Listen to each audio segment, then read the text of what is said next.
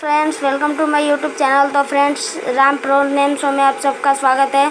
तो अगर आप इस चैनल पर नए आए हैं तो चैनल को सब्सक्राइब ज़रूर कर देना और बेल आइकन को ऑल पे सेट ज़रूर कर देना कि ताकि ऐसी ही वीडियो आपके पास पहली बार पहुंचे। तो चलिए वीडियो को स्टार्ट करते हैं।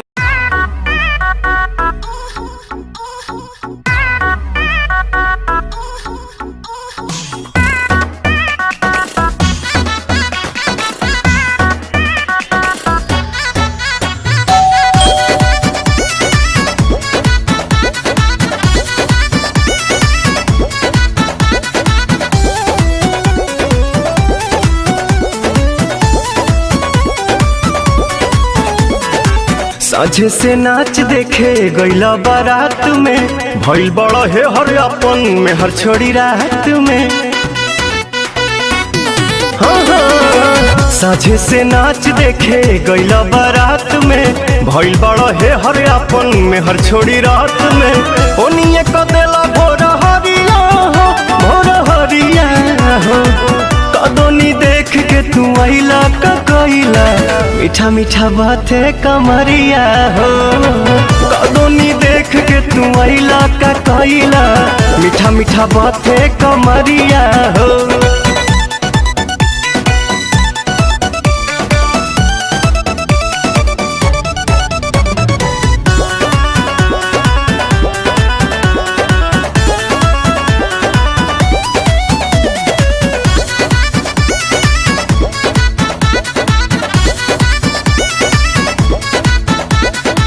बालो न होश में मातल तू जोश में, लागे न दे भैये ये राजा जी मुआइए दे बाका कि कम जहुआइए दे बाका, कि कम जहुआइए दे बाका।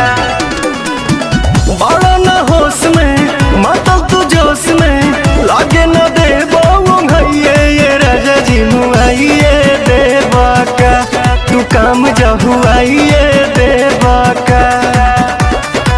जल्दी तक खुलती ना के बड़िया हो, के बड़िया हो, कदोनी देख के तू आइला का कइला, मीठा मीठा बाते कमरिया हो।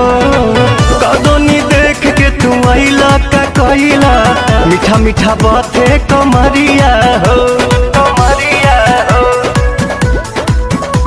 कमरिया हो।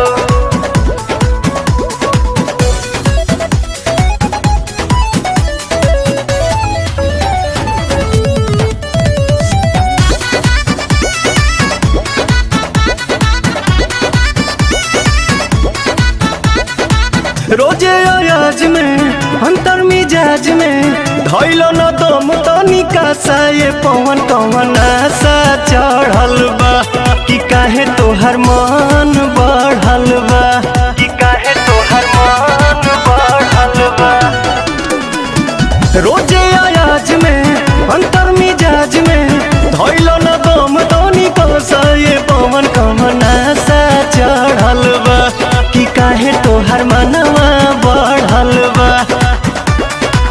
अरुण बिहारी नसल सड़िया हो, हरे सड़िया हो, कदोनी देख के तू आइला का कइला, मीठा मीठा बाते कमरिया हो।